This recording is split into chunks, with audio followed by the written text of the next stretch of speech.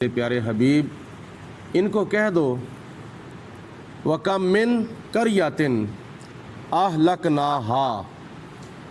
اور کتنی بستیاں ایسی تھیں تم سے پہلے وہ ہم نے تباہ و برباد کر دی تھیں، نیست و نابود کر دی تھیں، ان کا نام صفحہ ہستی سے مٹا دیا تھا۔ کب فجاءہا بأسنا بیاتن، جب ان کے پاس ہمارا عذاب آیا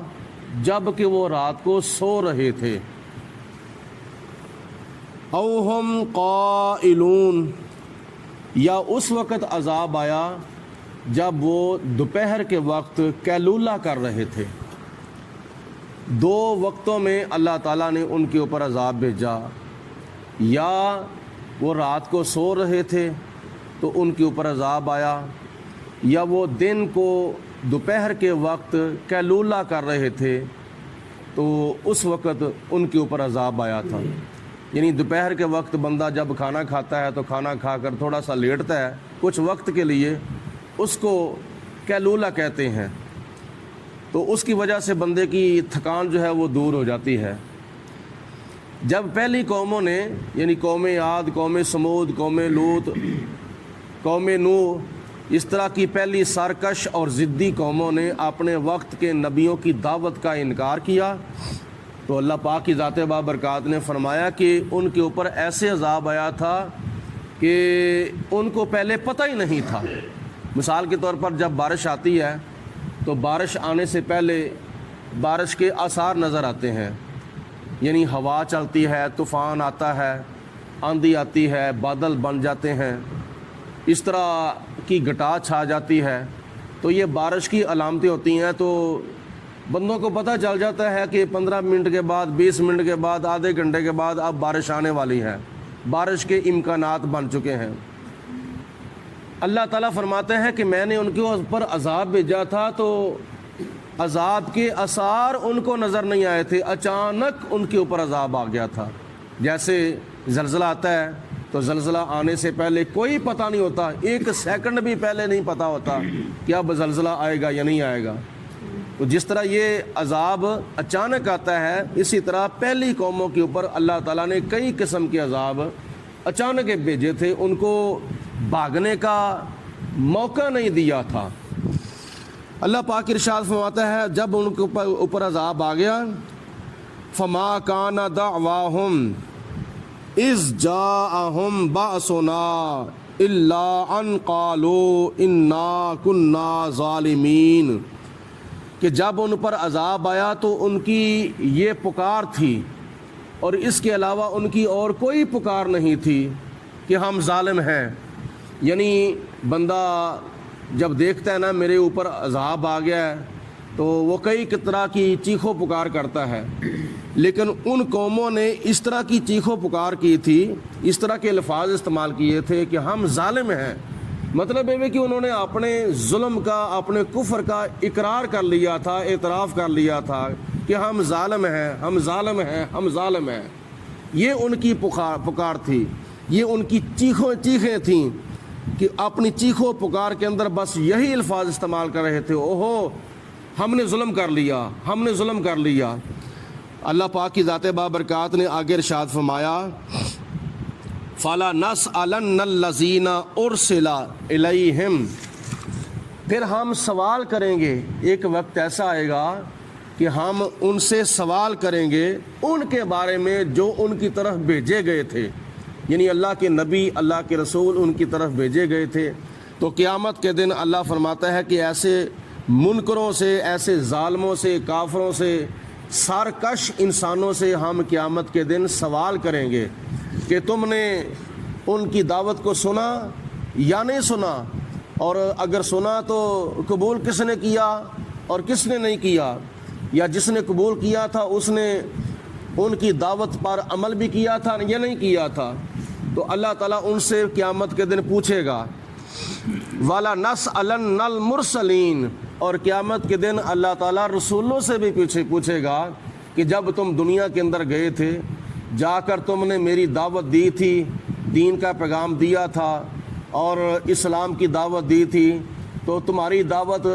کس کس نے سنی ہے، کس کس نے نہیں سنی، اور کس نے قبول کیا، کس نے قبول نہیں کیا اس دعوت کو۔ تو اللہ تعالیٰ رسولوں سے بھی پوچھے گا، اور جن کی طرف رسول بھیجے گئے تھے ان قوموں سے بھی اللہ تعالیٰ قیامت کے دن پوچھے گا۔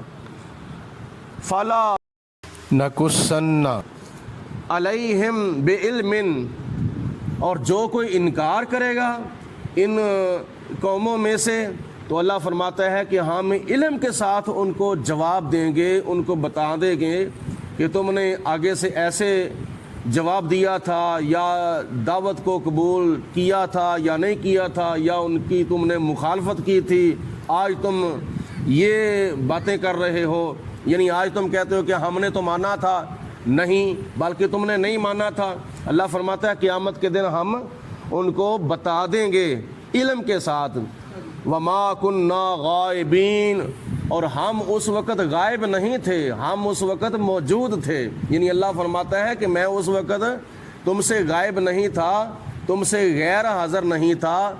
غیر موجود نہیں تھا، بلکہ میں اس وقت موجود تھا اور میں مشاہدہ کر رہا تھا کہ تم کیا کر رہے تھے۔ والوزن یومئذ الحق، اور قیامت کے دن جو وزن کیا جائے گا تو وہ برحق ہے، یعنی نیکیوں کا اور بدیوں کا قیامت کے دن جو وزن کیا جائے گا، ترازو کے اوپر رکھ کر دونوں پلڑوں میں نیکیاں اور بدیاں ڈالی جائیں گی، تو وہ ایک برحق عمل ہے، اور ایسا ہوگا قیامت کے دن بہت بڑا کیا نام ہے ترازو جو ہے وہ قائم کیا جائے گا، جس کو میزان عمل کہتے ہیں۔ فمن ثقلت موازینہ، تو جس کی نیکیوں کا پلڑا بھاری ہوگا، یعنی جس کی بدیاں